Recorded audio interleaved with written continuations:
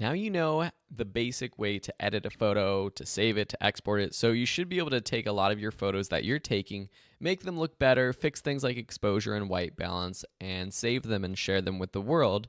But I want to continue to teach you some of the awesome features that Adobe Lightroom CC has to offer. So I'm going to go through some of these other editing options now that we haven't gone through. In this lesson, I'm talking about lens corrections. It's a really quick technique or trick that will, quote unquote, correct the way that your lens sees. So there's two options, and if you select a photo, you'll see that none of these are checked initially. So you have two options: remove chromatic aberration and enable profile corrections. Chromatic aberration is a color sort of distortion that may happen, and you may see along the edges of things in your photo, like purple lines or red or green lines or some just sort of color distortion. So if you see that in an image, you can check that on and it will try to remove it. There's not really any showing up in my photos right now, but I just wanted to make that note. Enable profile corrections, though, this will definitely change something. Watch what happens when I check this. See how this image, this wide shot, gets a little bit, well, to me it looks warped, it unbends, and then the vignette around the edge becomes a lot lighter. And that's basically what this profile corrections does. If there's a vignetting that naturally comes from your lens, it will try to remove that so that there's no actual vignette and it looks more natural, as if you were just there in the moment looking at this scene. You'll notice that it has the lens profile from the camera and lens we were using. This was Sam with his Sony, his 16-35. If this doesn't show up, if you're using an older camera that doesn't include the metadata that's for the lens being used, you can go through and choose the specific lens. It has pretty much any lens that you're using, and depending on which lens you choose, it will try to fix it. But you want to make sure that you're using the same lens that you're actually using. You can also go forward and do some manual adjustments down here to fix the distortion or the vignetting even more. So if I do this distortion, you can kind of see what's happening. It's kind of stretching it.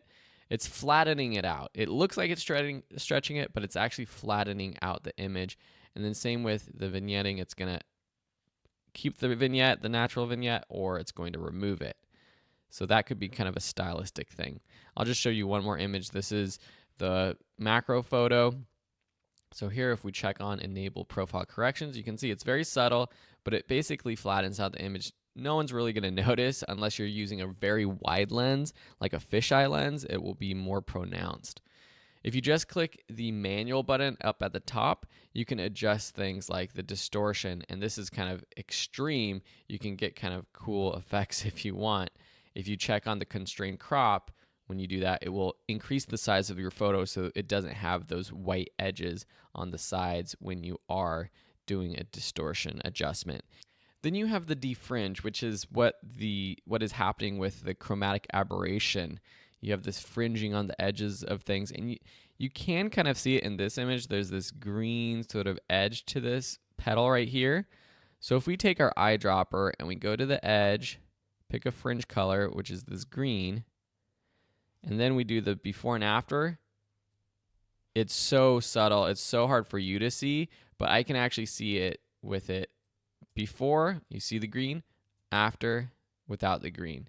So that can help slightly, and you can adjust the hues and the amount that you're selecting. It has the purple or the magenta amount and then the green amount. That's basically the colors you get from chromatic aberration, and you could increase sort of the amount of colors you're trying to defringe. Now if I do that, you can see the edges become sort of like highlighted, like glowing. So I don't want that necessarily. So I'm going to undo that, go back to where it was. So that can help fix the colors on the edge. And yeah, that's pretty much all you have to know about the lens corrections profile. If you have any questions, let me know, but play around with it. These are, again, things that are a more advanced level, but it's something that you might be interested in if you're getting very particular with your photos. Thanks a lot for watching, and we'll see you in another lesson.